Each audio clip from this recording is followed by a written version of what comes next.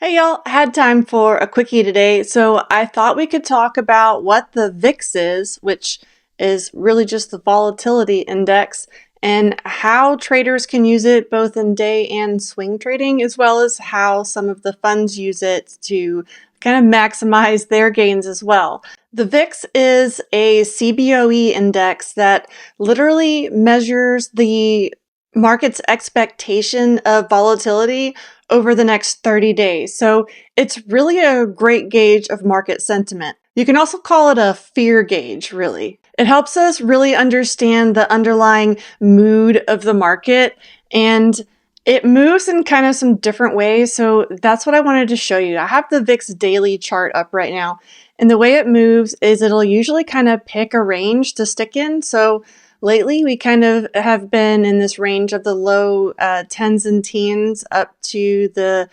kind of upper 20s at the spikes, but really kind of in the mid to low 20s. So it's really kind of a 10-point range where the VIX will kind of have these ebbs and flows.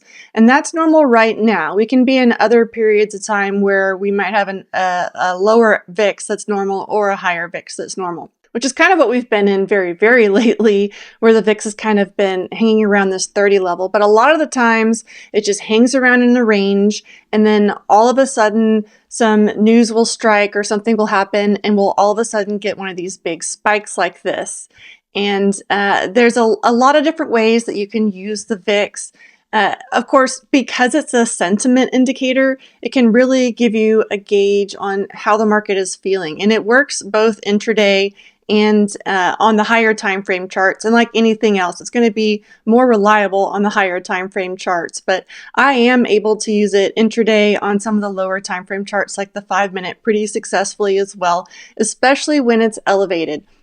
So when the VIX is hanging around down here around 12, 13, 14, it's not going to give us as good of an indication of what's happening in the indexes as when it's up here getting a lot of attention. Since it's a fear gauge, of course, it's going to make more sense that it's more useful when it's elevated, since it's letting us know when the fear is there. So when the fear isn't there, it's not that great of a gauge.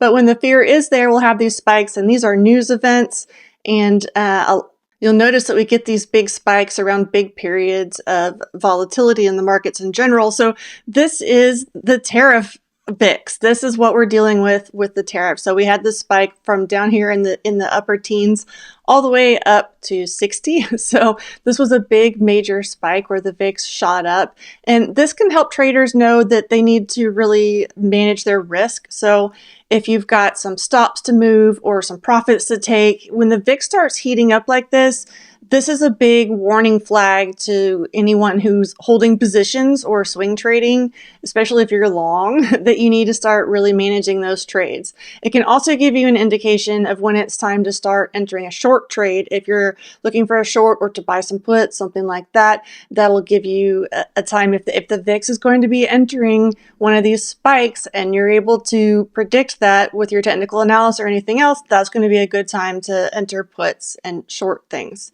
So one of the cool things about the way the markets move along with the VIX, I have the ES daily chart. This is the S&P 500. If I had the NASDAQ up here, you wouldn't have even been able to tell if I didn't have this labeled, because they basically have the same shape right now. And what I want to point out is it's the opposite of the way the volatility index. So this is what I was talking about when the volatility spikes, the indexes end up moving lower. So what this is it's a reverse correlation. So there is a correlation, meaning if ES moves or NASDAQ moves, that the VIX is also going to move, but it's going to be in the opposite way. It's in reverse, so a reverse correlation. So what we'll see is when we have these spikes in the VIX over here, it's lining up exactly with these downturns in the indexes. So it works really, really well as a contrarian signal. And I'm showing you it here on the daily chart, but if I go down into a 15-minute, the time that these assets is open isn't exactly the same, so you'll have to kind of use your imagination a little bit. But you can see we have the same pattern where as the VIX moves lower, ES moves higher. And as the VIX turns around, ES turns around too. And we'll have these same patterns as long as both assets are open. That's the same kind of pattern that we'll end up seeing. So you can go ahead and put moving averages on the VIX, just like you put moving averages on any of the other indexes.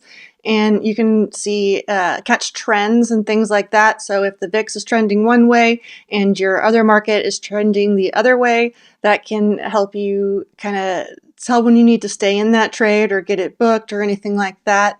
You can actually trade the VIX, and not the VIX directly, but you can trade derivatives of the VIX. So what I've ended up doing is trading some VIX options. I'm going to go back to the daily chart to show you how this works. And if you're trying to speculate or prospect on the VIX in the options market, what you're looking for is to capture one of these spikes. And one of the things that I use to alert me of some good option trades is the order flow. And I had noticed that there was a lot of volume and open interest on some VIX 30 calls. And it was around this expiration here, and it didn't quite get to 30, but it got really, really close. So I did grab some VIX 30 calls when I was over here, in part to kind of hedge all of the holdings that I have anyway, because my long term is a little beat up when the market turns down since I hold a lot of tech. So this really helped me feel a little bit better, at least on those initial days, to have some VIX calls. So I had 30 calls that I was able to take some profits on the way up here. And I'm not a great VIX trader. I'm not really an expert in it, but I did want to kind of try that move out when I saw a good opportunity. And that is exactly what VIX option traders are looking for. They're looking to get in when everything's calm and then sell immediately when they get these spikes. And you have to do it with a limit order. It's a little bit tricky and a little bit crazy, but it does work. And what you'll see is sometimes the hedge funds will be in these reverse products, not necessarily the VIX. There's a lot of different ways that you can hedge a long position in the S&P 500 or the markets in general with some reverse derivative products and things. But one of the things that you can invest in if you're a hedgy is the VIX as well, and some of these VIX derivative products like options. So you can't trade off the VIX directly.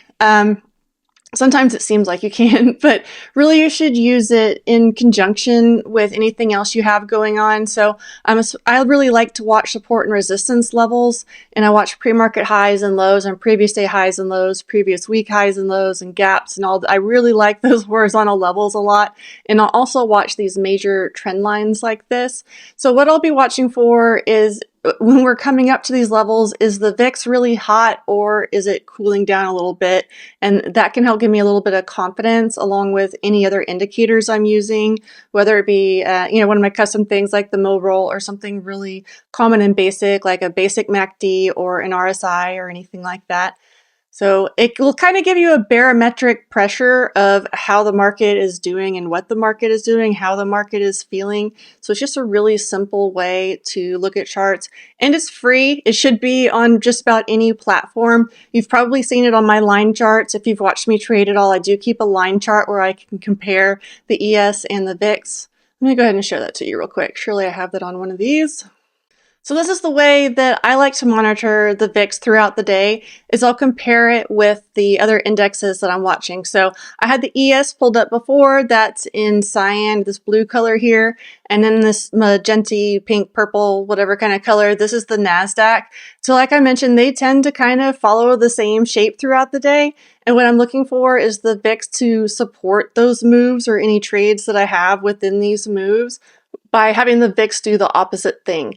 So it'll end up crossing throughout the day when we're having these ebbs and flows in the market, when we have these major swing highs and swing lows. And it's actually kind of fun to watch too. But what I'm watching for is kind of these turns and things that happen at the same time on the VIX as they happen on the indexes. And you'll see that thing throughout the day. So if you don't have a ton of room on your chart, one option you can do is add a little comparison chart somewhere, either like this or even just put the line directly on top of your index chart if you don't mind having that sort of thing there. So that's how I use the VIX. I would love to hear how some other traders use the VIX. If you have some other great ideas, definitely drop them in the comments and let me know what other topics that you'd love me to cover. It can be prop firms, it can be trading, anything you'd like, y'all.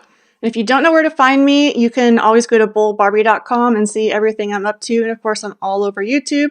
I'm on Discord, and I'm in some other places as well. So I hope that I can trade with you soon, and let me know any other questions you have. And of course, let me know how you use the VIX, and I will see you real soon. Love you. Bye.